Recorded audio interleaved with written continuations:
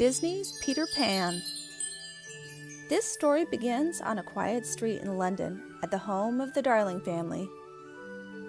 Before bed every evening, Wendy would tell her younger brothers fantastic stories of Peter Pan's many marvelous adventures in Neverland.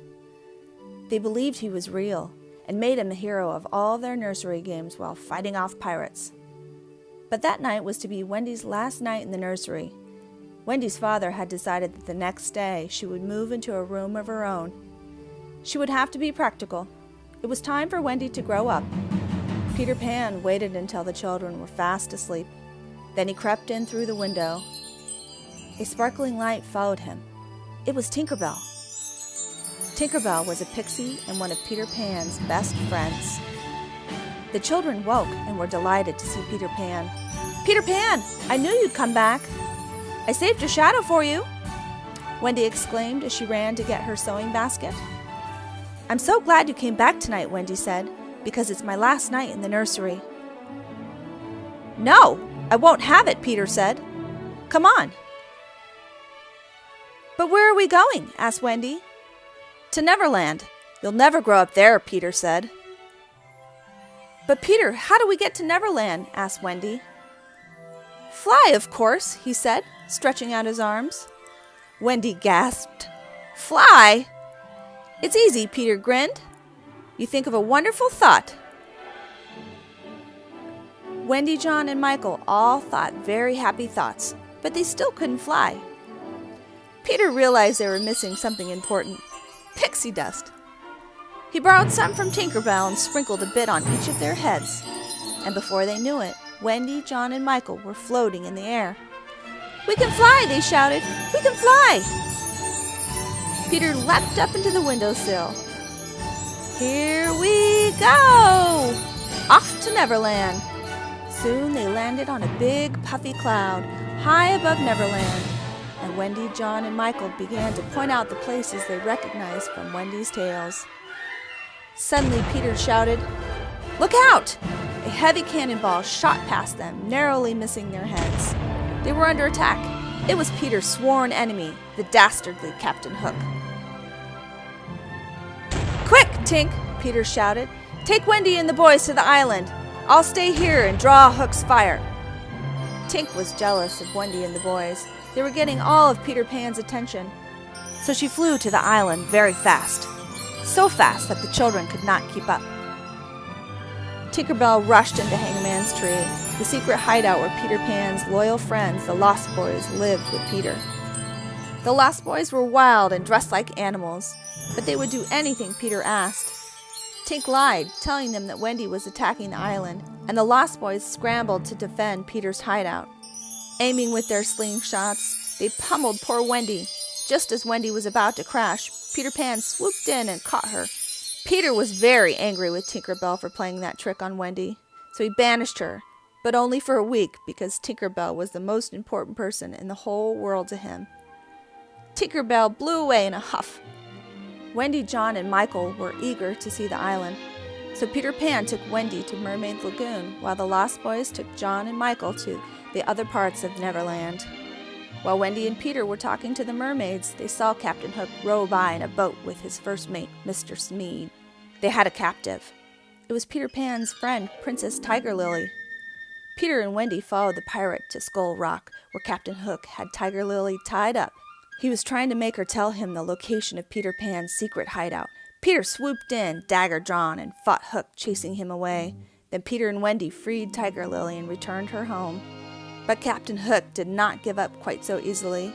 He knew that Tinkerbell was still very angry with Peter for banishing her. So Hook kidnapped Tinkerbell and tricked her into revealing Peter's hideout. Once Tink marked the spot on the map, Hook locked her up in a lantern on his ship. That night, Captain Hook, Mr. Smee, and the pirates quietly surrounded Hangman's Tree. Then, when Wendy and the boys stepped outside, Hook's men grabbed them, tied them up, and took them to the ship. But Hook wasn't done yet. He had a plan to get Peter, who was still inside Hangman's Tree. Hook carefully lowered a package into Peter's hideout on a long rope. The package was wrapped like a present, but inside was a ticking bomb. Back on Hook's ship, the pirates celebrated their victory over Peter Pan. Captain Hook gleefully told Wendy and the boys if they didn't join his crew, they would have to walk the plank. Wendy refused. "Peter Pan will save us," she said. Captain Hook laughed and twirled his thin mustache as he told Wendy about the bomb in Peter's tree. "Peter Pan will be blasted out of Neverland forever," Hook said, crackling. "No!" gasped Wendy. When Tinker Bell heard Hook's evil plan, she broke out of the lantern and raced to Hangman's Tree to warn Peter. But moments later, from the deck of the ship, Wendy and the boys saw a huge explosion on the island. Peter's hideout was gone. Had Tink been able to save him? It was time for Wendy to walk the plank. She bravely stepped over the edge and fell. But then the most curious thing happened. There was no splash. Hook and Smead were baffled.